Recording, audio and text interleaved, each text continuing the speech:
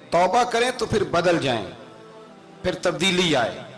और ये कोई मुश्किल काम नहीं, जो बदलने वाले थे वो बदल गए। बड़ा कुछ करते थे पर फिर वो लोग बदल गए। हजरत फुजाला रदी अल्लाह ताला अन्हु कहते हैं कि मैं बड़ा दिलदादा था औरतों का, और मेरा माहौल ये था कि मैं कत्ल भी कर लेता था, माज़अल्लाह चोरी भी कर लेता था, और रात मेरी तबीयत थी माज़अल्लाह नई से नई औरत के पास जाना। कहते हैं अबू जाल ने ऐलान किया कि जो नबी पाक अलैहिस्सलाम का सरे अक़दस माज़अल्लाह काट के लाएगा, नकले कुफ्र कुफ्र न बाशर, 100 सुर्ख ऊंट इनाम मिलेगा। तो मैंने इरादा कर लिया कि मैं बहुत सारा इनाम हासिल करूंगा। कुरान मजीद में ना अल्लाह फरमाता है कि बहुत सारे लोग ऐसे हैं जिन्हें अगर मैं रिस्क में कुशादगी दे दूं, ज्यादा पैसे दे दूं, फरमाया बागी हो जाएं, वो सरकश हो जाएं। ये बहुत सारे लोगों को जो अल्लाह तबारक व तआला एतदाल में रखता है तो ये उनके लिए बेहतर है। हर बंदा दौलत के होते हुए नेक हो सकता, तो ये अल्लाह अगर रखता है ना एतदाल में तो शुक्र करे अल्लाह का, वरना तो लोग अय्याशियां करें, पता नहीं क्या कुछ कर गुजरे। तो हजरत फुजाला कहते हैं कि मैंने खंजर तैयार किया और मैंने बगल में उसको छुपाया, ऊपर मैंने चादर ओढ़ ली। अब मुझे पता था ज़ोहर की नमाज के बाद नबी पाक सल्लल्लाहु अलैहि वसल्लम तवाफ़ काबा के लिए, बैतुल्लाह शरीफ के तवाफ़ के लिए जाते हैं। कहते मैं भी उस तरफ बढ़ा। रस्ते में ना वो खातून जिसके घर मैंने रात आना था, मैंने दरवाजे पे दस्तक दी। मैंने कहा कि तैयार रहना, तैयार रहना, आज मैं बड़े पैसे लेके आऊंगा। उसे मैंने ये कहा और फिर मैं चला गया बैतुल्लाह शरीफ का तवाफ करने। कहते हैं अल्लाह के महबूब भी तवाफ कर रहे थे तो मैंने भी तवाफ शुरू कर दिया। इरादा ये था कि जहां नबी पाक अलैहिस्सलाम मेरे करीब से गुजरेंगे तो मौका पाकर मैं हुजूर के जिस्म अक़दस पर खंजर खोप दूंगा और माज़अल्लाह शहीद कर दूंगा। कहते हैं हुजूर एक दफा भी मेरे पास से गुजरे तो मैं हिम्मत ना कर सका, दूसरी दफा भी पास से गुजरे तो मैं हिम्मत ना कर सका, तीसरी दफा भी गुजरे तो मैं हिम्मत। नबी करीम सल्लल्लाहु अलैहि वसल्लम 2-3 दफा गुजरे तो फरमाते हैं कि मुझे मौका ना मिला, इसलिए कि हुजूर फरमाते हैं अल्लाह ने रोब के साथ मेरी मदद फरमाई, दुश्मन पर मेरा रोब तारी हो जाता है। फरमाते हैं जब चक्कर पूरे हो गए तो महबूब करीम ना छठे चक्कर पे फरमाने लगे फुजाला चक्कर एक रह गया है, बेखबर हो जो गुलामों से वो आका क्या है, एक फेरा रह गया। कहते तवाफ मुकम्मल हो गया तो महबूब मेरे करीब आए, फरमाया वो काम करते क्यों नहीं जिसके लिए आए थे। मैंने अर्ज की या रसूलल्लाह कौन सा काम, कैसा काम। अंदर तो चोर था ना, बांझ फकीरों किसे नहीं मारिया ए हुई चोर अंदर दा, अंदर चोर था ना। कहते हैं हुजूर ने मुझे कंधे से पकड़ के हिलाया, फरमाया करते क्यों नहीं। जब हुजूर ने हिलाया तो वो खंजर भी पैरों में गिरा और मैं भी रसूलुल्लाह के पैरों में गिर गया। मैंने कहा हुजूर मुझे कलमा पढ़ा दें। कहते हैं हुजूर ने पहले मेरे दिल पे दस्ते मुबारक फेरा, फिर मेरे नबी ने मुझे कलमा पढ़ा दिया। अब ना मुरीद होने वाला कहता है कि जी आहिस्ता आहिस्ता मैं ठीक हो जाऊंगा। अब वो आहिस्ता आहिस्ता का क्या तर्जुमा है ये बिल्कुल समझ नहीं आती। भाई किसी बंदे से 5 लाख रुपया लेना है तो उससे वो कहता है जी मैं आहिस्ता आहिस्ता दूंगा, 500 रुपया दे दिया करूंगा रोज का, तो कहते हैं मेरी रकम खराब होती है, पूरे दो। और नेकी की बात जब आती है तो कहते हैं हजरत साहब दीन इतना सख्त नहीं है, मैं आहिस्ता आहिस्ता ठीक हो जाऊंगा। अब मैं मगरिब इशा पढ़नी शुरू कर दिया मैंने, अब मैं तस्बीह ले ली है कल मैंने, भी आहिस्ता आहिस्ता मैं ठीक हो जाऊंगा।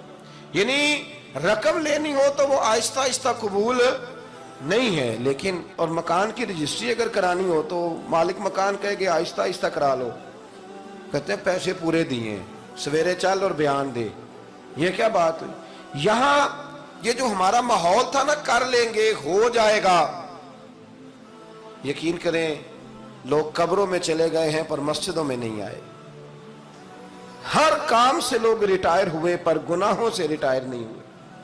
आखिर तक तबाही उतर गई लेकिन लोग बदलने को तैयार ना हुए। हजरत फुजाला कहते हैं अभी मैंने कलमा पढ़ा, अभी मैं वापस आया, रस्ते में वो बीबी खड़ी थी। कहते मैं वो शख्स था कि औरतें मरती थी मेरे ऊपर और किसी की जुर्रत थी कि वो आए बाएं शाएं करे, लेकिन फरमाते हैं मैं बीबी के पास से गुजर गया। पहले तो उसका ख्याल था रुकेगा, लेकिन जब मैं रुका ना तो दरवाजे पे आई, और जब मैं गुजर गया तो उसने आवाज दी, लेकिन मैंने सुनी अनसुनी कर दी। जब आगे बढ़ा तो मेरे पीछे दौड़ी। فرماتے ہیں مجھے پکڑ کے کہنے لگی فضالہ تجھے کیا ہوا، تو وہی نہیں جو یہاں سے گیا تھا؟ آپ فرماتے ہیں میں کبھی نہیں رویا تھا، میں کبھی نہیں رویا تھا۔ اور جب کہا نا تو وہی نہیں، کہتے میں نے سر اٹھایا تو میری آنکھوں میں آنسو تھے، میں نے کہا میں جو گیا تھا وہ نہیں ہوں، اب تو میں محمد عربی کا غلام بن گیا، اب میں وہ نہیں ہوں، اب نہیں ہو سکتا کہ کوئی میری نظر میلی ہو جائے، یہ کیسے ممکن؟ اب نا اسلام کی تعریف ہم نے یہ کی ہے کہ خبردار کوئی ہمارے قریب نہ آئے، ہم کسی کو بات نہیں کرنے دیتے کہ ہم مسلمان ہیں، ہم بات نہیں کرنے دیتے۔ پتہ کیا بات ہے، ایک میری یہ تقریر ہوتی ہے ممبر پہ، اور ایک میرا عمل ہوتا ہے جب میں سفر کرتا ہوں، جب میں گاڑی میں بیٹھتا ہوں، جب میں دوستوں سے ملتا ہوں۔ جب ان دونوں باتوں میں تضاد آتا ہے نا، تضاد، تو لوگ تقریر کو جذبات نہیں کہتے، ایک فن بن جاتی ہے تقریر۔ آپ کو پتہ ہے نا وائزین نعت خواں کہتے ہیں میں نے محفل لوٹ لی، پھر لوگ شمار کرتے ہیں کتنے لوگوں نے سبحان اللہ کہی، پھر لوگ شمار کرتے ہیں کہ آج 5 بندے روئے بھی تھے جب میں تقریر کر رہا تھا۔ تو پھر یہ فن ہے، یہ جذبات کا اظہار۔ سمجھ لیں بات کو کہ عمل جب آپ نہیں نہ کرتے عمل، تو آپ خود بڑے بے چین رہتے ہیں کہ یار یہ میں کیا کر رہا ہوں، یہ کون سا گورکھ دھندا ہے کہ میرا عمل صفر ہوتا جا رہا ہے۔ ہمارے ایک استاد تھے تو وہ فرمایا کرتے تھے کہ اگر پڑھے لکھے آدمی کو تم بے عمل دیکھو تو اس سے دور ہٹ جایا کرو، ورنہ تمہیں بھی بے عمل کر دے گا۔ میں نے ان سے عرض کی، میں نے کہا حضور یہ کیا ہے؟ تو فرمانے لگے اپنے حضرت صاحب سے پوچھنا، وضاحت کریں گے۔ میں نے حضرت صاحب سے کہا جی عجیب بات کر دی ہے، علم والے بندے کے پاس بیٹھ کے تو علم آتا ہے۔ تو وہ فرما رہے تھے کہ علم والے بندے کے پاس اگر وہ بے عمل ہو تو بالکل نہ بیٹھنا۔ تو حضرت صاحب فرمانے لگا انہوں نے صحیح کہا ہے۔ اب بات بہت بڑی ہے، پتہ نہیں آپ کی سمجھ میں آتی ہے نہیں آتی، بہرحال کر دیتا ہوں۔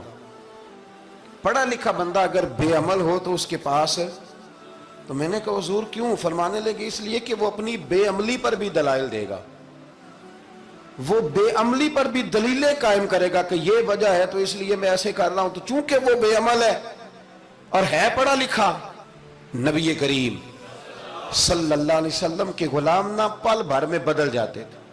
اور اللہ تعالیٰ بھی نہ بڑے موقع دیتا ہے ہمیں، بڑے موقع۔ حضور نے فرمایا جس نے ایمان اور احتساب کی نیت سے روزے رکھے وہ نئی زندگی کا آغاز کرے، اس لیے کہ اللہ نے اس کے پچھلے سارے گناہ معاف فرما دیے۔ میرے نبی کریم علیہ الصلوۃ والسلام نے فرمایا جو شخص بیمار ہو گیا، مریض ہو گیا، اور نسائی شریف میں فرمایا کہ 3 دن تک بستر پہ رہا اور اس نے شکوہ نہ کیا اللہ کا، اور جب وہ شفا یاب ہو کے بستر سے اٹھا ہے نا، تب اللہ نے اس کے پچھلے سارے گناہ معاف فرما دیے۔ اور فرمایا جو حج کرنے گیا، حج کر کے واپس آیا، اللہ کے حبیب فرماتے ہیں یوں سمجھے کہ میں آج ہی ماں کے پیٹ سے پیدا ہوا۔